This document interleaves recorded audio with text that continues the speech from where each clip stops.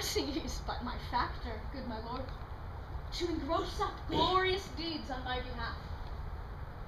And I will call him to so strict account that he shall render every glory up.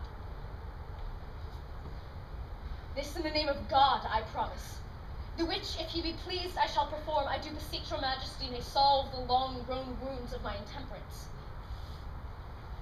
If not, the end of life cancels all bans,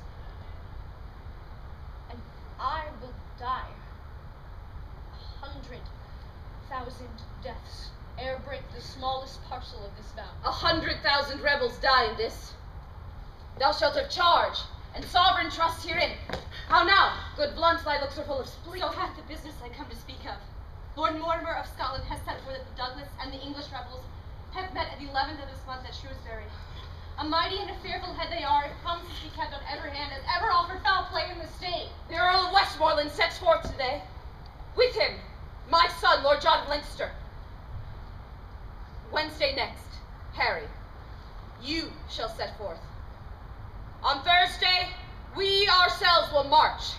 Our hands are full of business, let's away. Advantage feeds him fat, till men delay.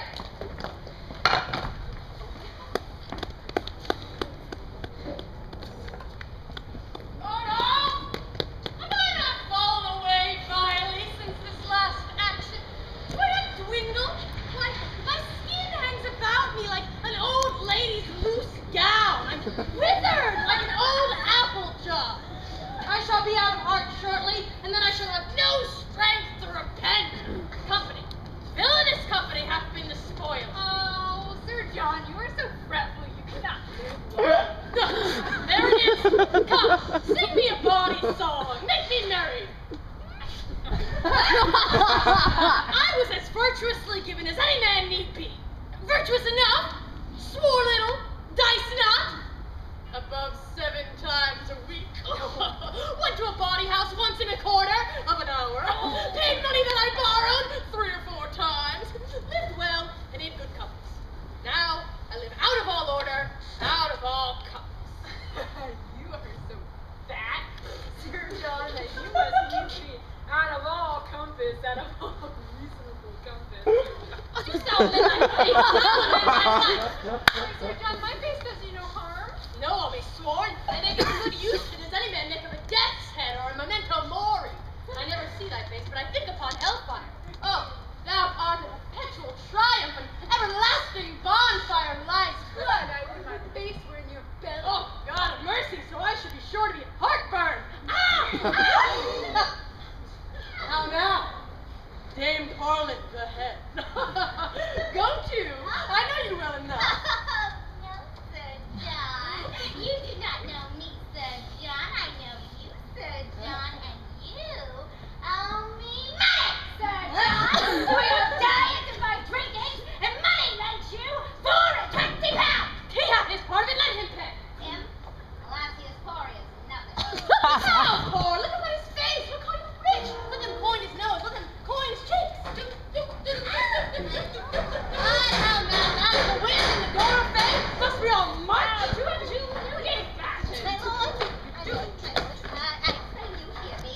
My hostess, quickly, what's not with me? How does thy husband? I love him well. He is an honest man. Good my lord, hear me. Nay, prithee, and list to me. Go, you thing, go. Say, what thing? What thing? What thing? Why, a thing to thank God of. I am no thing to thank God on. I would thou shouldst know it. I am an honest man's wife, I am. And setting thy knighthood aside, you are a knave to call me so. And setting thy point aside, thou art a beast to say otherwise. Say what beast? What beast? What beast? Why, an otter.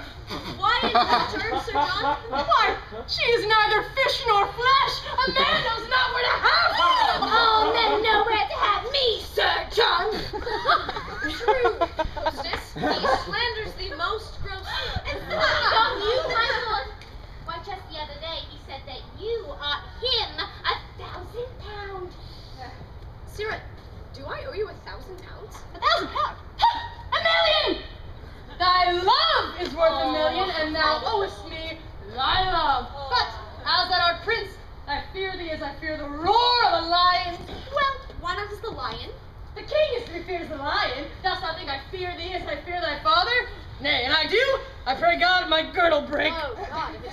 thy guts would fall about thy knees. Hostess, go, make breakfast ready, love thy husband, cherish thy guests, look to thy servants. You shall find me tractable to any honest reason. Nay, pretty, be gone. Be gone! Now, be gone! Now, to the news at court. For the robberies, how was that answer? Oh, my sweet beef, I must be good angel to thee still. The money is paid back again. Oh, I do not like the paying back. 'Tis a double labor. I'm good friends with my father and may do anything. You rob me the exchequer, the first thing thou doest, and do it with unwashed hands. Oh, do, my lord. I have procured thee, Jack, a charge of foot. Oh.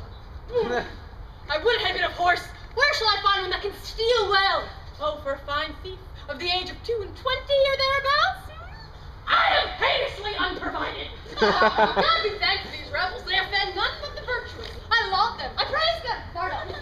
My lord, bear this letter to my lord of Westmoreland. This to Lord John of Lancaster, my brother John. Tito, to horse. We have started miles to ride ere supper time. Jack, meet me in the temple hall tomorrow at 2 o'clock. There thou shalt have money, orders, and charge for their furniture. The land is burning. Percy stands on high. Neither we or they must lower lie.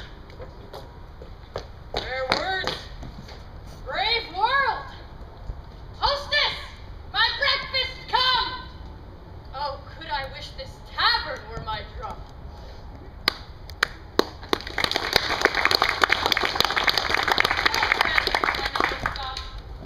If speaking truth in this fine age were not much flattery, such attribution should the Douglas have. Not the soldier of this season's stamp should go so general current through the world. Thou art the king of honor. No man so potent breathes upon the ground but I will beard thee. Do so, and 'tis well. What letters hast thou there? I can but thank you. These letters come from your father. Letters from him? Why comes he not here himself? He cannot come, my lord. He is grievous sick. Zounds. How has he the leisure to be sick in such a rustling hour? Who leads his power? Under whose government come they along? His letters bear his mind, not I, my lord. Prithee tell me, doth he keep his bed? He did. 4 days ere I set forth, and at the time of my departure thence, he was much feared by his physicians. I would the state of time had first been whole, ere your father by sickness had been visited. His health was never better worth to us than now. Sick now. Droop now. This sickness doth infect the very lifeblood of our enterprise. Your father's sickness is a maim to us. A perilous gash. A very limb lopped off. And yet, in faith, it were not. Were it good to set the exact wealth of all our states all in one task? To set so rich a main on the dark hazard of one doubtful hour? It were not good. For therein should we read the very bottom of hope, the very lists, the very utmost bound of all our fortunes. His heart can think. These are such words spoken in Scotland as this term for fear. Yet I would your father had been here. It will be thought by some that know not why he is away that wisdom, loyalty, and mere dislike of our proceedings have kept the Earl from hence. You strain too far. I'd rather of his absence make this use. It lends a luster, a more great opinion, a larger dare to our enterprise than if the Earl were here. My cousin Worcester, Vernon, welcome by my soul. Pray God my news be welcome, lord. The Earl of Westmoreland, 7,000 strong, is marching hitherwards. With him Prince John. No harm. What more? And further I have learned that the king himself in person is set forth, or hitherwards intended speedily, with strong and mighty preparation. He shall be welcome too. What of his son, the nimble-footed madcap Prince of Wales, and his comrades that daft the world aside and bid it pass? All furnished, all in arms, glittering in golden coats like images, as full of spirit as the month of May, and gorgeous as the sun at midsummer. I did see young Harry there with his beaver on, rise up from the ground like feathered Mercury, and vaulted with such ease back into his seat, as if an angel had dropped down from the clouds to turn in wine a fiery Pegasus, and witch the world with noble horsemanship. No more.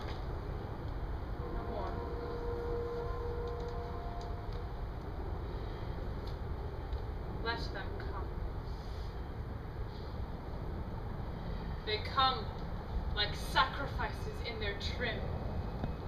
And to the fire-eyed maid of smoky war, all hot and bleeding, we will offer them.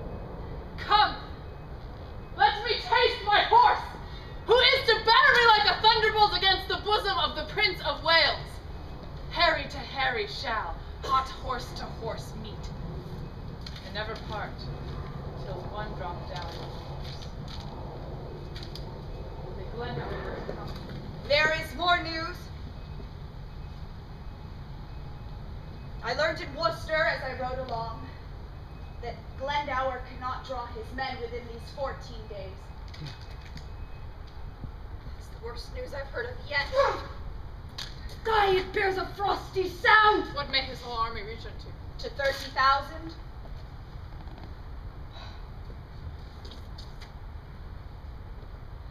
14. Let it be. My father and Glendower being both away, the powers of us shall serve so bright a day.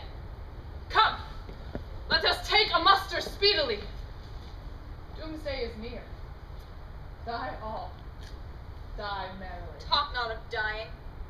I am out of fear of death or death's hand for this 1/2 year.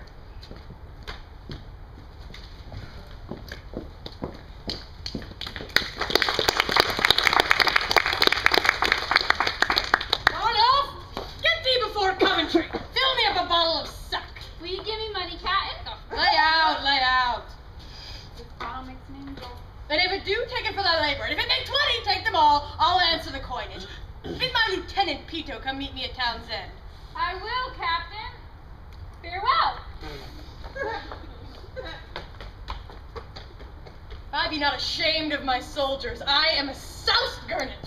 I have misused the king's press damnably. I have got, in exchange for 150 soldiers, 300 and some odd pounds. I press me none but such toast and butter, with hearts in their bellies no bigger than pinheads, and they have bought out their services.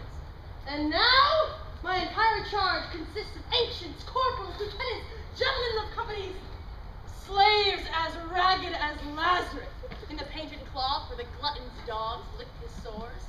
And such as indeed were never soldiers, but discarded, unjust serving men.